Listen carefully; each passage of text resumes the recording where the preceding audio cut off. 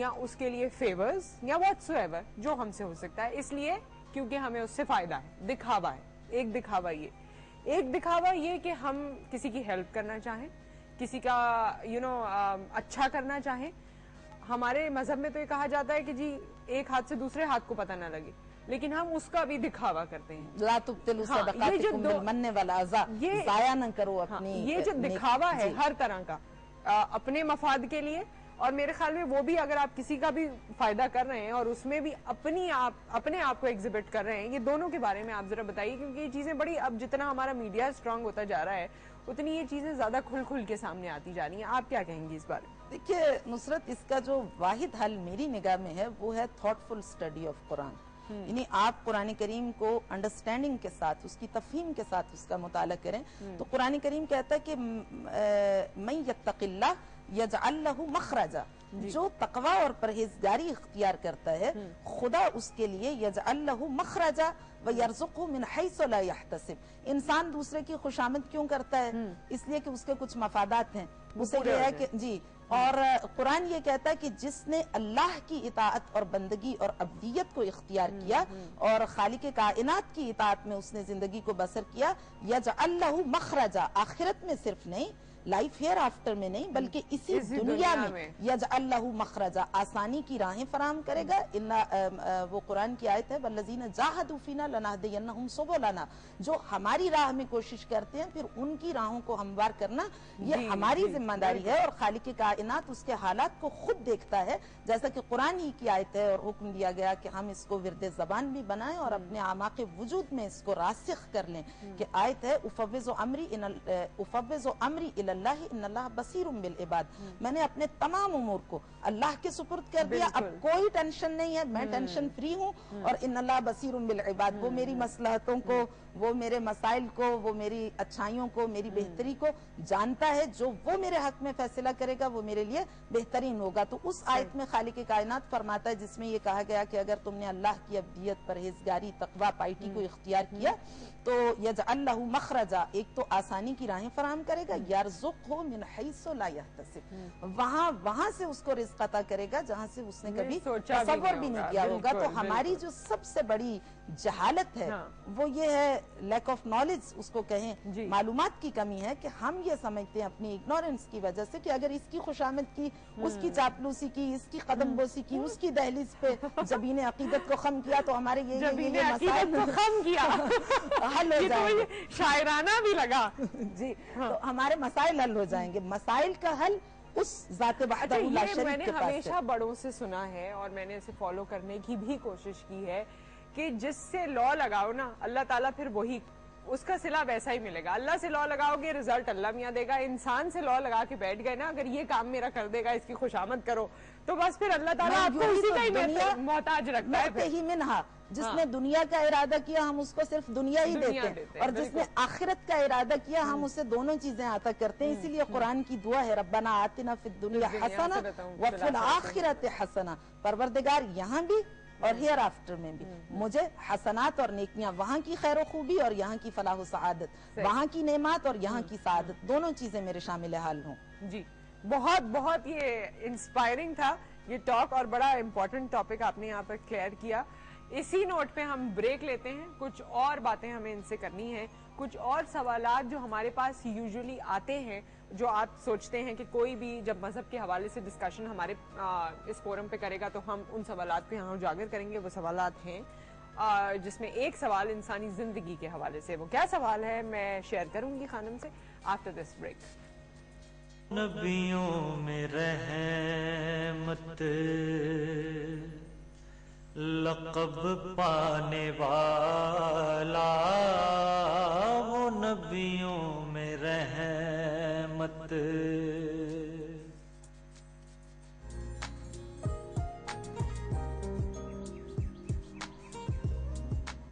شاید سٹرنگز،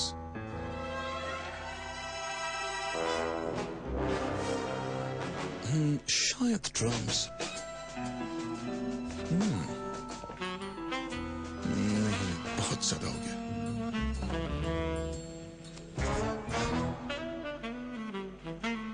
ہاں، چائے دماغ کو شارپ کرے، Lipton Yellow Label, a sip of inspiration. Lipton, drink positive.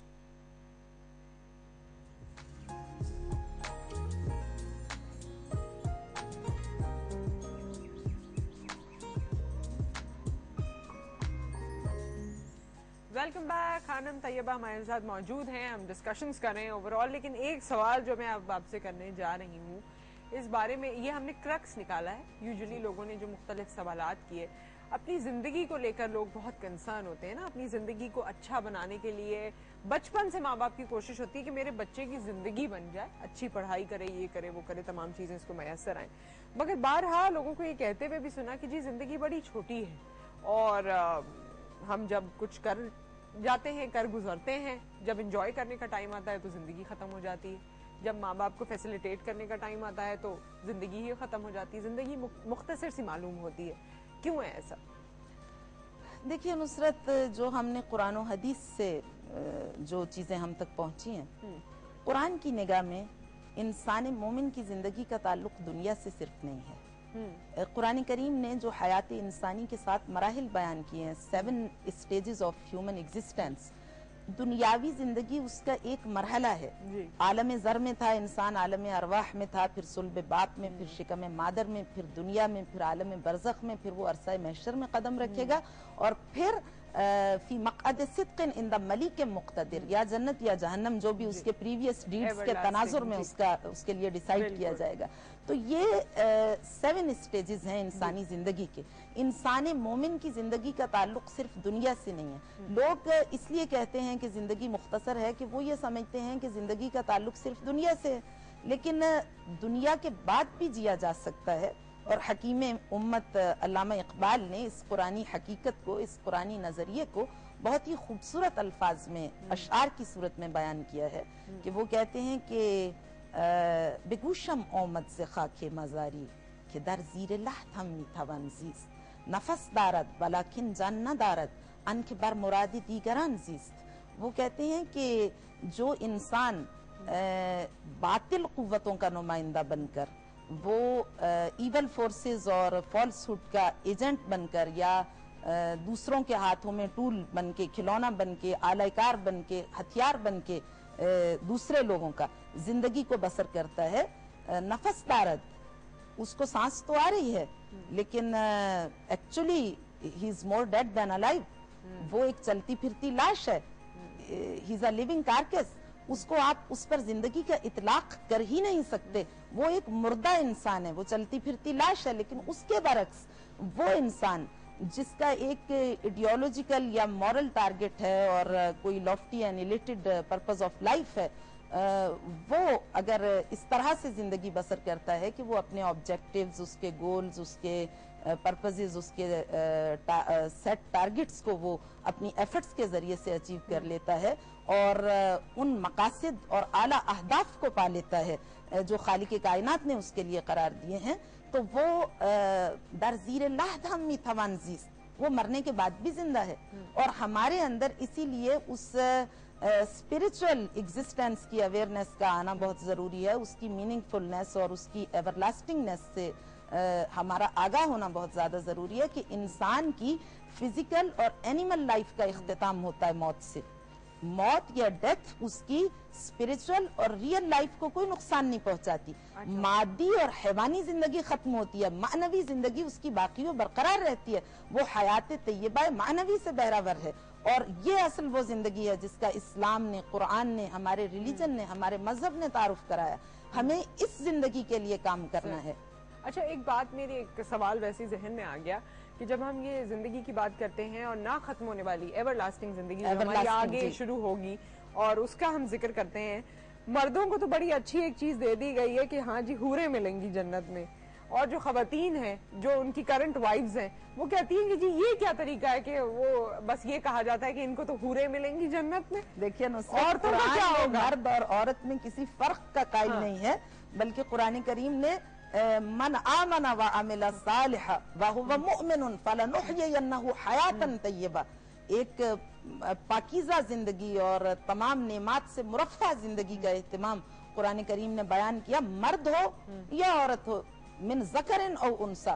کوئی اسلام نے اس میں کوئی امتیاز کا قائل نہیں ہے. اسلام یہ ہمارے قائم کردہ. اچھا یہ صرف ہم کہتے ہیں؟ جی جی وہ مطلب عورت کے مقام کو پیش نظر رکھتے ہوئے ذرا کم قرآن کریم میں بیان کیا گیا ہے. لیکن یہ کہ اس کا مطلب یہ نہیں آپ جس لائف پارٹنر کا اپنے انتخاب کرنا چاہیں آپ کو وہاں پہ اختیار ہے. وہاں پر آپ کی وہاں پر اختیار ہے. Okay absolutely. کیونکہ انسان دیکھیے ساری بیویاں اپنے ہسبینڈ سے ابھی بات کر لیں کہ جن کو یہ ہوتا ہے نا دنیا میں تو کمپرومائز. جی اور اسپیشلی ہمارے سب کانٹیننٹ میں تو شادیاں جس طرح سے ہوتی ہیں تو زیادہ تر تو کمپرومائزز ہوتے ہیں. لیکن آخرت میں ایسا نہیں ہے. وہاں وہ زندگی تو آپ کے لیے لا عین رأت والا اذن سمعت والا یخطر بقلب بشر اس سے زیادہ خوبصورت کوئی عبارت ہو نہیں سکتی. فلا تعلم نفس ما اخفی لهم من قرۃ اعین. نہ آنکھ نے دیکھا نہ کان نے سنا اور نہ دل میں خیال آ سکتا ہے ان نعمات کا. تم امیجن نہیں کر سکتے. تو اتنی خالق کائنات وہاں تمہیں عمل کی جگہ صرف دنیا ہے, مشکلات کی جگہ دنیا ہے. مرارت الدنیا حلاوت الآخرہ. یہاں مشکلات کو برداشت کرو, آخرت میں اس کے ثمرات کو پاؤ, اس کے برکات کو حاصل کرو. تو اس لیے ایسی کوئی بات نہیں ہے کہ کوئی خوفزدہ ہو کہ اگر دنیا میں کسی غلط یا ظالم انسان کے ساتھ اس کو باندھ دیا گیا تو آخرت میں بھی ایسا ہوگا. آخرت میں ایسا نہیں. آخرت میں اس سے پوچھا جائے گا. جی بلکہ ہو سکتا ہے اس سے زیادہ ریوارڈ ملے نا, بہت زیادہ. جی ٹھیک ہے. اچھا ہم لوگ جب بھی بات کر رہے ہوتے ہیں عموماً ایک جملہ بہت زیادہ ہم یوز کرتے ہیں کہ یہ ہمارا کلچر نہیں ہے. یوزلی ہم کہتے ہیں جی مسلم کلچر یہ نہیں ہے, ہمارا کلچر ہمیں یہ اجازت نہیں دیتا. مسلم کلچر کی کیا ڈیفینیشن ہے؟ دیکھیے بات یہ ہے نصرت کے کلچر, مسلمان کا کلچر اسلامی کلچر ہے. اسلام ایک آفاقی دین ہے. اسلام علاقائی تعصبات کے حصاروں سے آزاد ہے اور جغرافیائی حدود و قیود سے مابرا ہے. ایک یونیورسل ریلیجن ہے اسلام, اور یہ ہیومن لائف کو فیسیلیٹیٹ کرنے اور مور میننگ فل بنانے کے لیے آیا ہے. یہ انسان کو تکلیف میں ڈالنے یا اس کے لیے مشکلات پیدا کرنے کے لیے نہیں آیا. اسلامک ٹیچنگز کو فالو کرنا یا ان پر عمل پیرا ہونا یا ان کی کمپلائنس ہمارے لیے میٹر آف پرائیڈ ہے, میٹر آف ہیوملیشن نہیں ہے. جیسا کہ بعض لوگ سمجھتے ہیں کہ اگر اسلامی تعلیمات پہ عمل کیا تو یہ شاید ان کے لیے خدا نخواستہ سرمایہ فخر بننے کی بجائے ذلت کا باعث نہ بن جائے. تو مسلمان کا کلچر وہی ہے جو اسلام نے اس کے لیے متعارف کرایا. یہ لوگ جو کہتے ہیں کہ یہ ہمارا کلچر ہے اور یہ ہمارا دین ہے, تو یہ دو الگ چیزیں نہیں ہیں. اسلام ایک آفاقی دین ہے اور اسلام کی تعلیمات کما یجر اللیل والنہار, جس طرح روز و شب کی آمد و رفت ہے, جس طرح گردش لیل و نہار ہے, دن اور رات کا آنا جانا ہے, اسی طرح اسلام کی تعلیمات ہیں جو ہمیشہ زندہ ہیں, جو ہمیشہ باقی ہیں, جو ہمیشہ برقرار ہیں اور ہر ماحول, ہر زمانے اور ہر معاشرے کے لیے, طلوع صبح قیامت تک کے لیے. اس لیے اسلام نے ہمارے لیے جن مصلحتوں کا یا جن احکامات کا تعین کیا ہے وہ ہمیں پیچھے نہیں لے کے جا رہے کہ ہم گھبرا جائیں کہ اگر اس پہ عمل کیا تو پھر کیا ہوگا. تو میرے خیال میں ہمارا وہی کلچر ہے جو اسلام نے تعلیمات ہم سے متعارف کرائیں, تو ہمیں اس کو فالو کرنا چاہیے. صحیح. ہم بسا اوقات انڈین کلچر کی جانب, بسا اوقات یورپین کلچر اور بسا اوقات دونوں, اور ہم نے اپنی آئیڈینٹی لوز کر دیا, ہمیں خود اپنا تشخص ہم نے کھو دیا, معلوم ہی نہیں کہ ہم ہیں کیا. تو یہ نہیں ہونا چاہیے. جو قرآن میں سب کچھ موجود ہے, خالق کائنات نے ولا رتب ولا یابس الا فی کتاب مبین, اور اگر تمہیں سمجھ میں نہیں آتا تو فاسألوا اہل الذکر, اہل علم سے سوال کرو, جاؤ دین کو سیکھو.